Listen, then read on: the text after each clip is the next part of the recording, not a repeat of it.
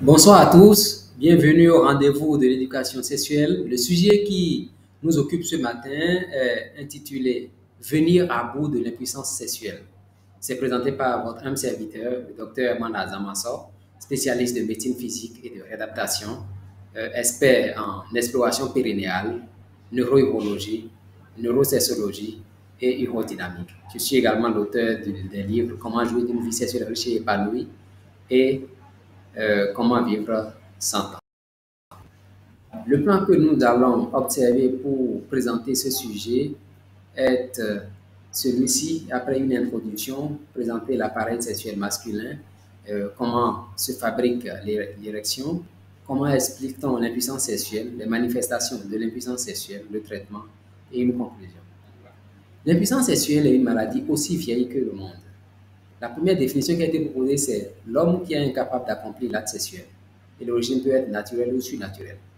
Hippocrate, 5 siècles avant Jésus-Christ, avait déjà dit que l'impuissance sexuelle était une pathologie liée à l'équitation et était plus fréquente chez les riches et les personnes qui sont puissantes par leur fortune. Et les pauvres, ne montant pas à cheval, ne pouvaient pas faire l'impuissance sexuelle ou étaient très peu touchés par cette maladie. De l'Antiquité à la Renaissance, il y a eu peu d'évolution dans les connaissances en rapport avec l'érection. Aristote, 334 et 322 avant Jésus-Christ, avait proposé que l'érection était produite par l'air sous pression.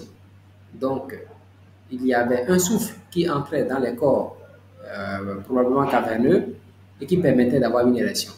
Il faut attendre l'an 15 000 l'an 1504, où Léonard de Vinci va proposer une définition plus réelle et vasculaire de l'érection, mettant en cause donc l'idée d'Aristote, où il proposait déjà que l'érection était un phénomène qui était lié au vaisseau. Cette nouvelle de Vinci ne va faire jour que dans le 19e siècle. Ambroise Paré, en 1585, avait proposé les bases anatomiques claires et les mécanismes de l'érection. Ces mécanismes qui n'ont précédemment pas changé jusqu'à nos jours. Alors donc, il propose les troubles organiques et des troubles asthéniques et des troubles qui sont dits des troubles hypogonadiques liés au fonctionnement. Nous avons conduit une étude avec Dr Roumenou en 2015 pour sa thèse de médecine. Et dans cette étude qui était intéressée, qui s'était intéressée aux troubles sexuels dans l'accident vasculaire cérébral, une population comparée à des témoins. Nous avons retrouvé que ces témoins-là, 17,9%, avaient des dysfonctions sexuelles alors qu'ils n'étaient pas malades, ils n'avaient pas un AVC. Dans l'étude à Zamasso en 2022, dans les groupes vie sexuelle épanouie, avait retrouvé que 18% des personnes enquêtées sur les 200 avaient une dysfonction sexuelle. Il faut voir également l'épidémiologie des troubles érectiles mondial en 2002 par Delavière, qui retrouvait que 11 à 19% des Français avaient de la dysfonction sexuelle, donc de l'impuissance sexuelle à un moment donné. Et l'Europe, dans l'Europe entière, c'est entre 3 et 11% et un risque relatif qui est multiplié par 2 et par 4 entre 40 et 70 ans. Et le seuil charnière était 50 à 60 ans, où la dysfonction sexuelle était entre 13 et 28%. Un petit rappel sur les organes génitaux sexuels masculins, c'est la verge avec le gland au bout. Nous pouvons voir la veine dorsale de la verge et la bourse en bas qui porte les testicules, le pubis un peu plus haut.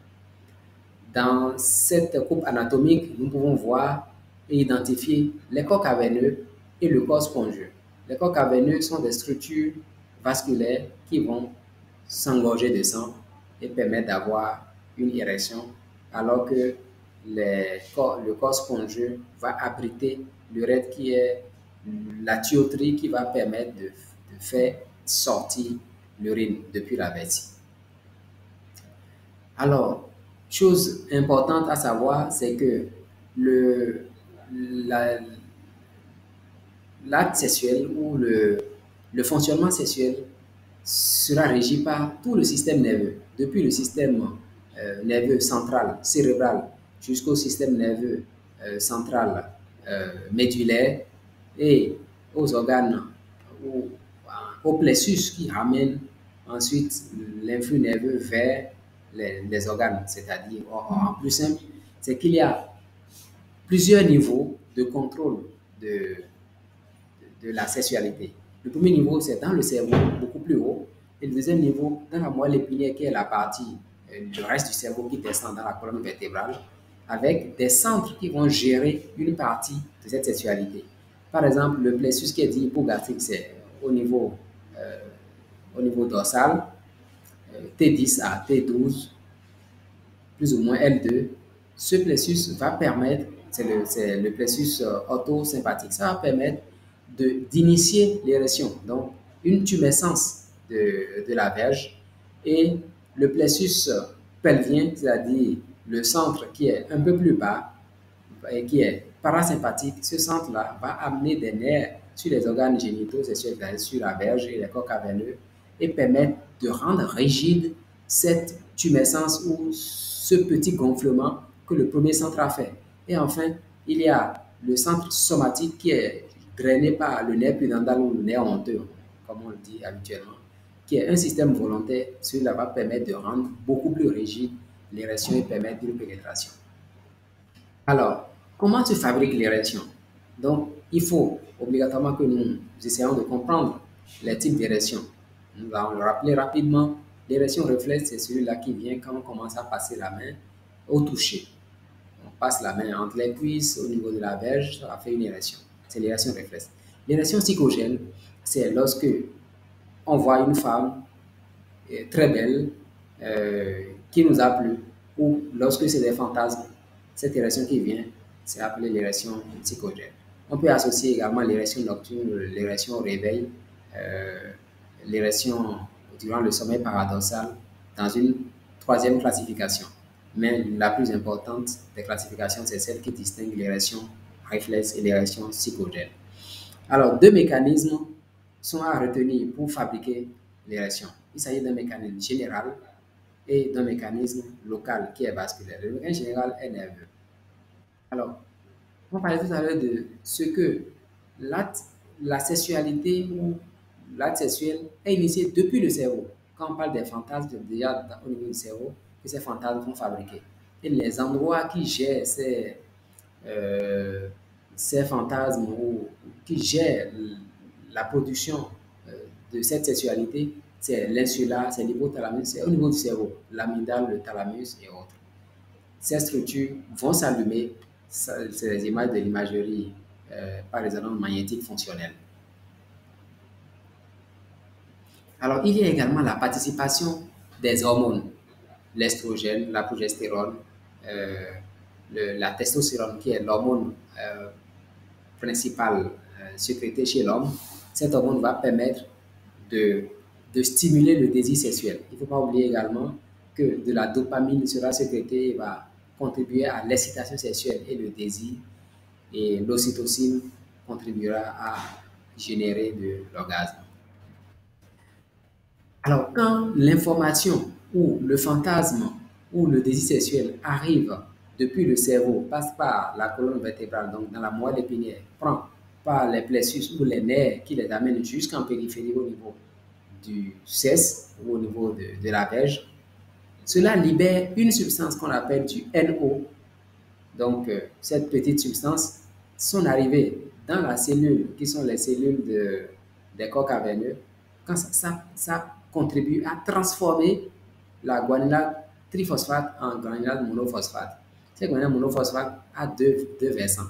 Un versant qui est actif et un versant qui est passif. Alors, ou inactif. Le versant qui est inactif va permettre la sortie donc du calcium de la cellule et donc va permettre un relâchement. Donc, un relâchement donc de la cellule. Ce relâchement de cette cellule va faire un appel va faire un appel de sang donc, vers des artères, vers les corps caverneux, ce qui fera que les corps caverneux, qui sont les structures érectiles dans la verge, les deux qu'on a montré tout à l'heure, vont maintenant s'ouvrir et laisser le sang entrer. Et l'entrée du sang dans ces corps va permettre la remontée donc, de la verge pour faire une érection. Il y a également une autre voie, la voie donc, des prostaglandines qui également joue le même rôle et utilise à la fin l'AMP cyclique qui va également baisser la présence du calcium dans la cellule et entraîner ce relâchement. Alors, qu'est-ce qui se passe pour qu'il y ait cette érection, qu'elle soit bien tonique? Quand le sang artériel entre dans les corps caverneux, il se gonfle, ils deviennent assez distendus. Alors que normalement, quand le sang entre dans une structure des artères, les veines les récupèrent dès que ces structures-là utilisent l'oxygène dedans pour les ramener vers le cœur. Alors, ce qui va se passer durant l'érection, c'est que ces veines seront comprimées par les corps caverneux et donc le retour sanguin va être bloqué pour un instant pour permettre de maintenir rigide la verge et donc durant la période de tumescence.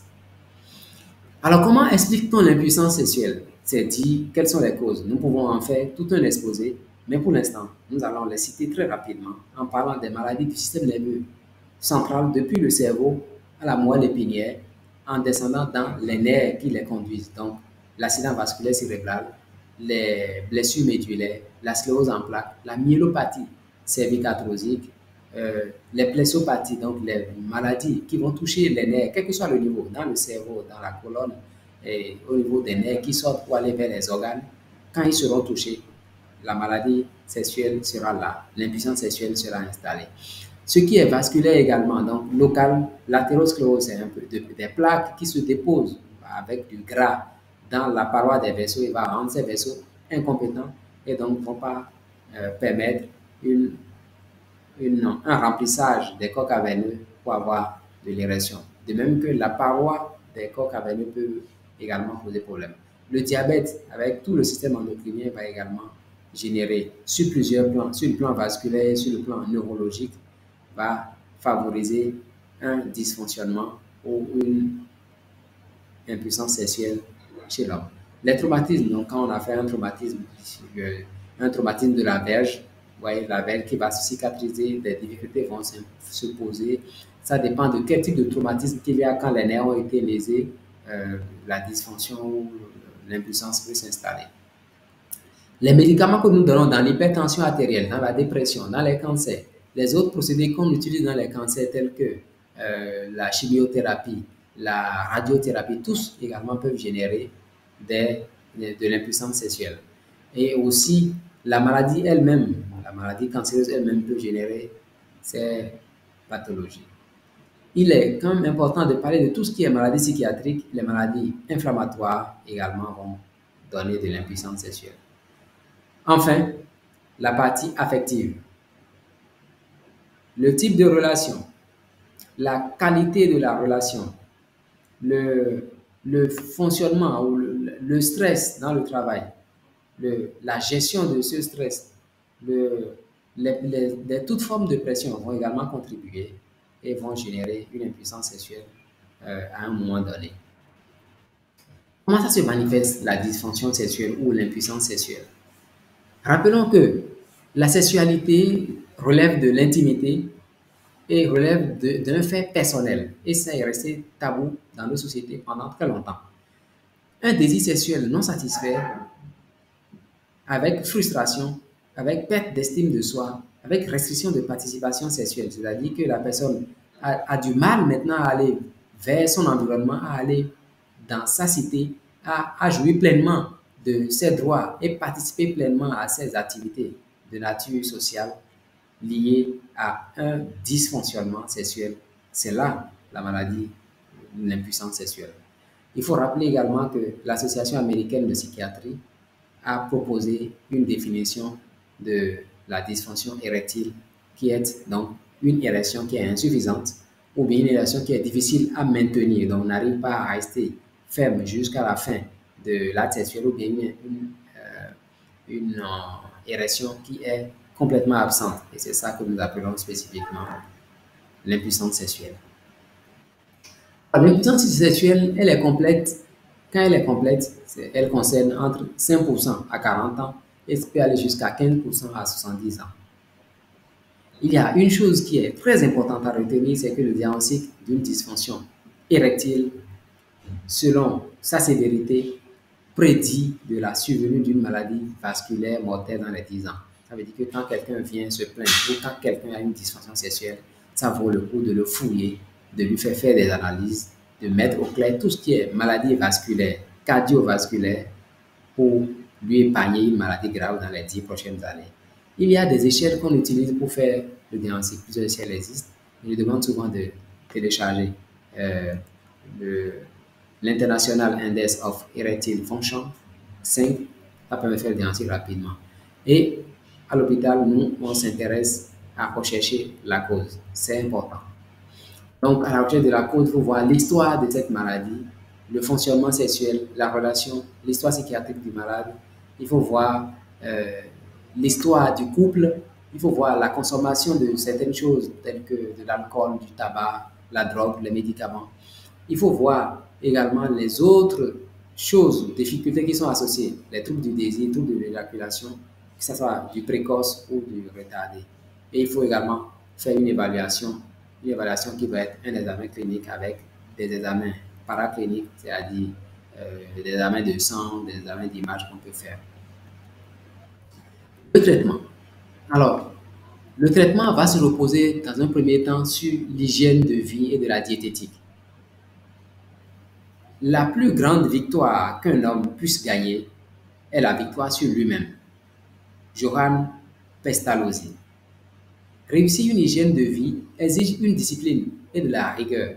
Et l'objectif donc de ce traitement doit être au-delà de la prévention ou du traitement de la dysfonction érectile. L'objectif doit être, pour ce traitement, de vivre jusqu'à 100 ans.